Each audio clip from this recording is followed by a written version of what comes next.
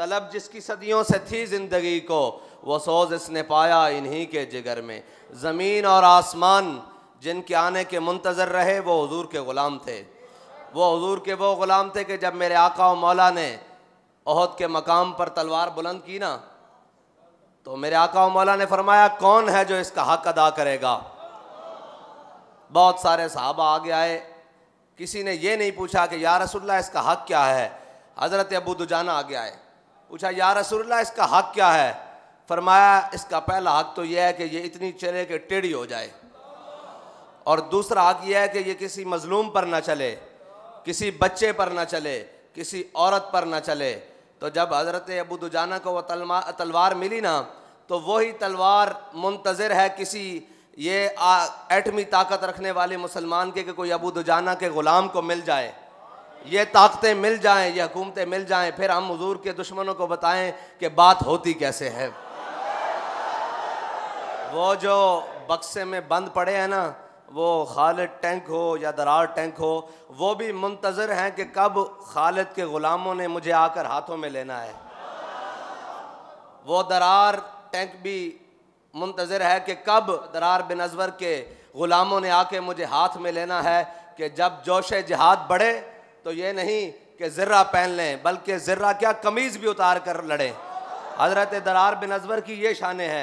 आप जब जोश जिहाद में ज़्यादा जज्बे में आते थे ना, तो पता है ना आपको जिहाद के अंदर ज़र्रा पहनी जाती है अपनी हिफाजत के लिए, लेकिन हज़रत दरार बिन अज़वर तो ऊपर से कमीज़ भी उतार देते थे शहादत के नशे में। तो रूमी कहते थे भाई ये इंसान नहीं है, ये कोई और मखलूक है जो हमसे लड़ने के लिए आ गया। लोग तो ज़रा बख्तर बंद होकर और ज़रा बंद होकर हमारे ख़िलाफ़ आते हैं, ये तो बरहना होकर हमारे ख़िलाफ़ लड़ने आता है। इन्हीं के लिए तो इकबाल ने कहा था, ज़मीन और आसमान मुंतज़र रहे कि वो हुजूर के ग़ुलाम कब आएंगे जो 60,000 के लश्कर में 60 दाखिल हो जाएंगे।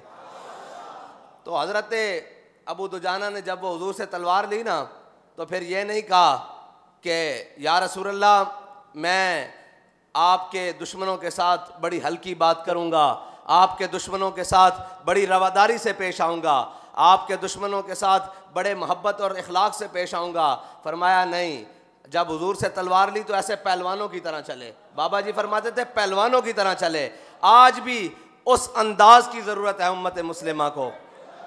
कोई हज़रत अबू दुजाना के ग़ुलाम की ज़रूरत है जो आलम कुफ्र के सामने ऐसे पहलवाना चाल चल के बताए कि हुजूर के ग़ुलाम सारी बातें बर्दाश्त कर सकते हैं, अपने आका और मौला की इज़्ज़त पर एक हर्फ बर्दाश्त नहीं कर सकते। लेकिन क्या कहें, हमें रंगीले मिल गए, हमें रंग बरंगे मिल गए। कुछ कहते हैं कि ख़तों से हमारी हुकूमतें गिर गईं, और कुछ ख़त लिख रहे हैं कि हमारे ख़िलाफ़ नामूस रिसालत के FIR हो गई है। मैंने कहा अभी प्रोसेस में है, वो आएगी होगी, फिर साबित होगा कौन कितना बड़ा मुजरिम है। तुमने तो हम पर गोलियां बरसाई हैं, हमने तो किसी बैनुल अक़वामी ताकत को, किसी गैर मुल्की ताकत को आवाज़ नहीं दी। देखो हमारे ऊपर क्या जुल्म हो रहा है। हमने कहा ये मुल्क भी हमारा है, हम इसमें हर ज़ख्म भी बर्दाश्त करेंगे, हर तीर और तलवार और नेज़ा और जनाब गोली बर्दाश्त करेंगे, अपना जिस्म छिदवा लेंगे, लेकिन इस मुल्क की इज्जत पर आंच नहीं आने देंगे।